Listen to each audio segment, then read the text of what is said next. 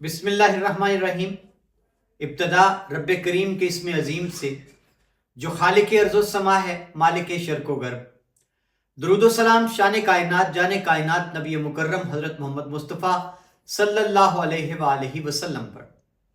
عامر عثمان عادل اپنے YouTube channel اور official face بک page پر پاکستان اور دنیا بھر میں بسنے والے سفیران وطن کو سلام عرض کرتا ہے۔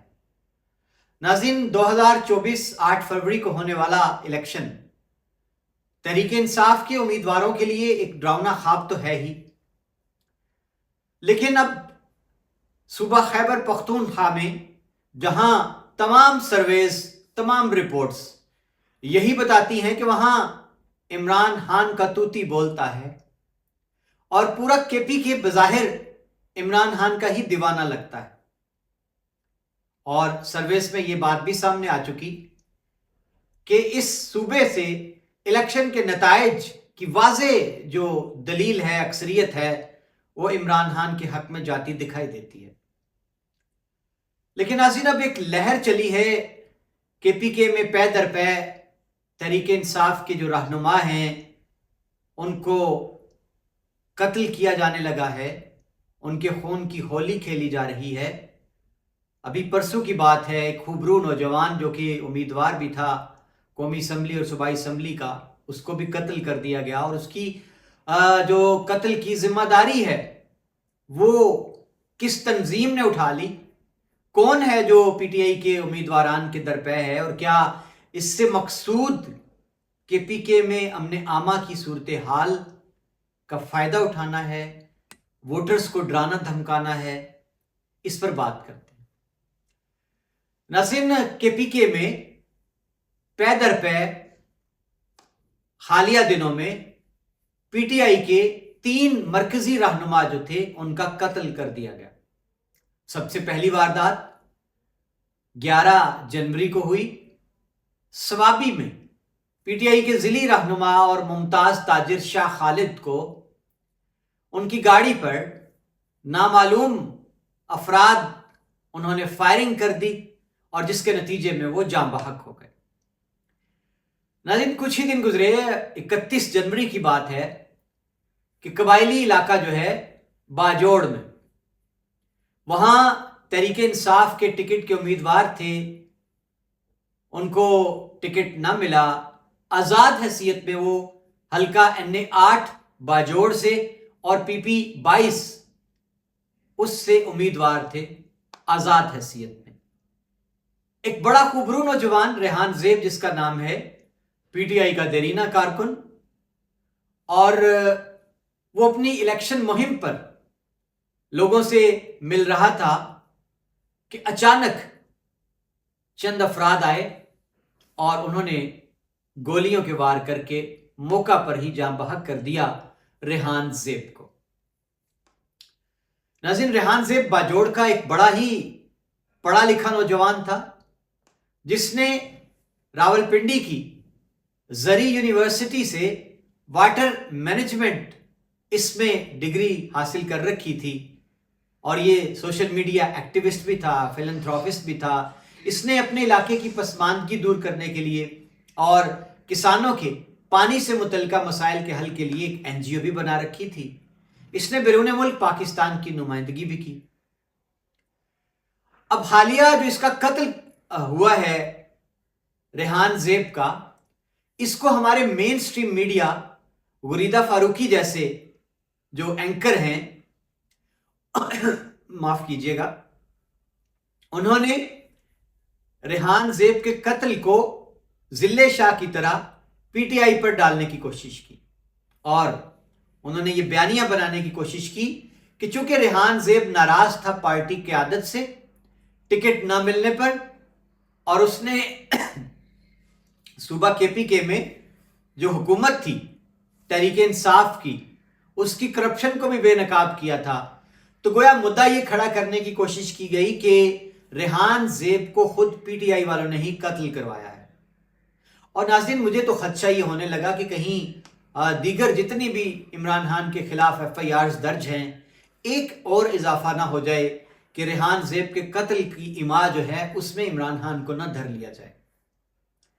بہرحال ابھی یہ توپ قسم کے اینکرز ایک بیانیہ کھڑا کرنے کی کوشش میں تھے کہ ریحان زیب کو پی ٹی آئی نے قتل کروایا.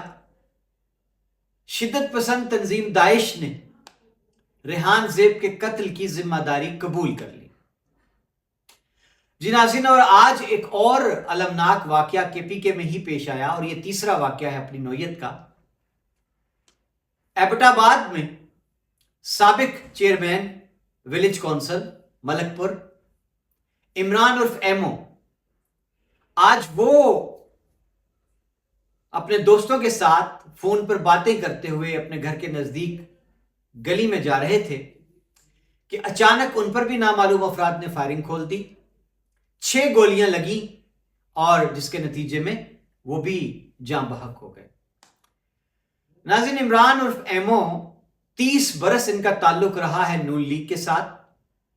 بڑے ہی اپنے اس ایبٹ آباد شہر میں مقبول تھے، ہر دل عزیز تھے اور انتہائی نفیس طبع کے مالک بتائے گئے.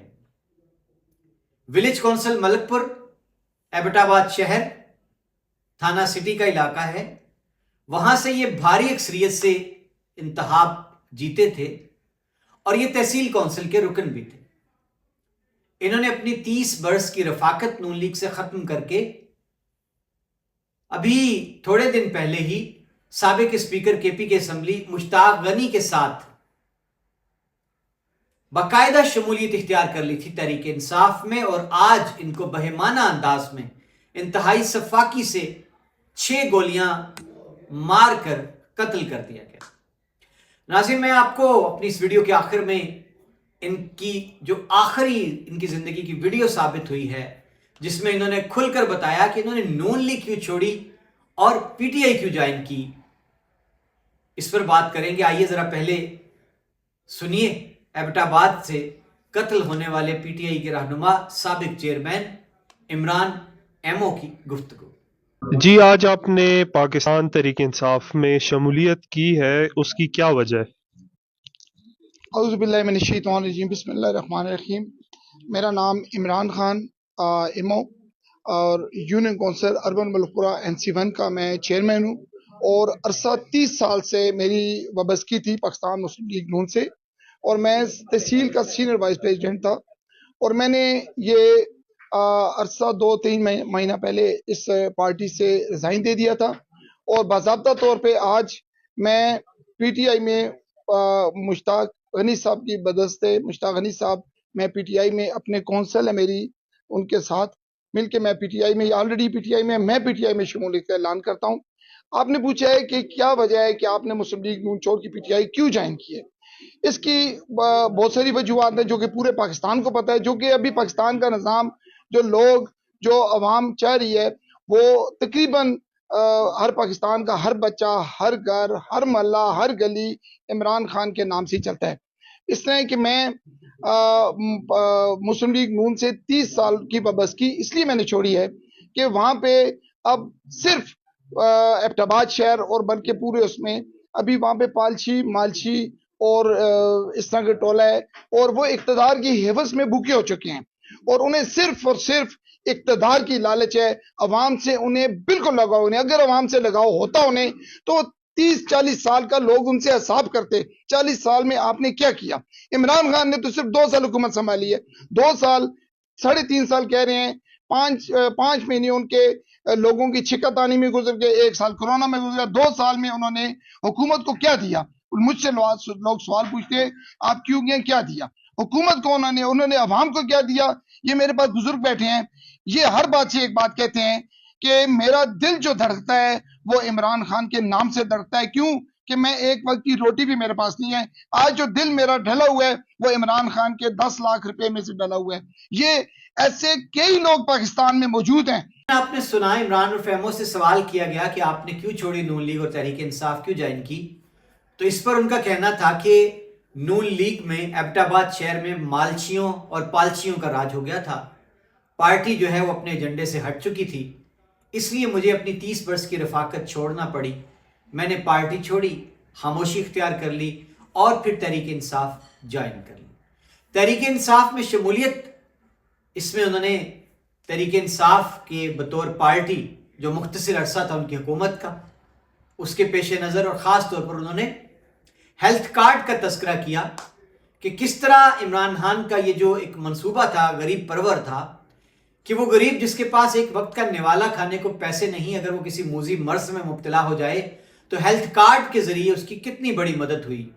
और उन्होंने एक बुजुर्ग का हवाला भी दिया कि उनको दिल का आर्जा लाहक था और पीटीआई के इमरान खान के जारी करदा हेल्थ कार्ड से उनका दिल तंदुरुस्त हो गया। तो अब गोया उन बाबा जी के सीने में इमरान खान के लिए उनका दिल धड़कता है।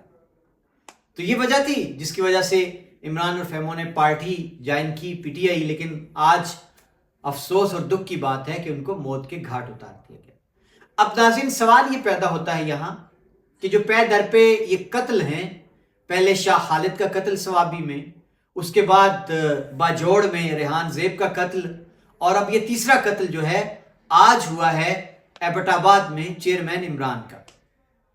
पहला कत्ल जो था सवाबी का, उसके बारे में तो केपीके पुलिस ने ये बता दिया कि वो कोई दुश्मनी का शाखसाना निकला, लेकिन रेहान ज़ेब के कत्ल की जिम्मेदारी दाइश ने कबूल कर ली।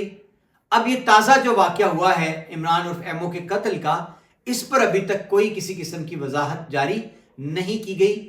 लेकिन नाज़रीन सवाल सीधा साधा है कि ये जो मुसलसल तीसरा कत्ल है केपीके में, और इत्तफाक है ये महज कि पीटीआई के रहनुमाओं का कत्ल, एक जानिब उनके जो उम्मीदवारान हैं उन पर ज़मीन तंग कर दी गई है, ना वो कोई इकट्ठ कर सकते हैं, ना वो रैली निकाल सकते हैं, ना वो कोई जलसा कर सकते हैं, ना कार्नर मीटिंग कर सकते हैं, और ऊपर से ये कत्लो गारतगरी जो केपीके में शुरू हो गई है।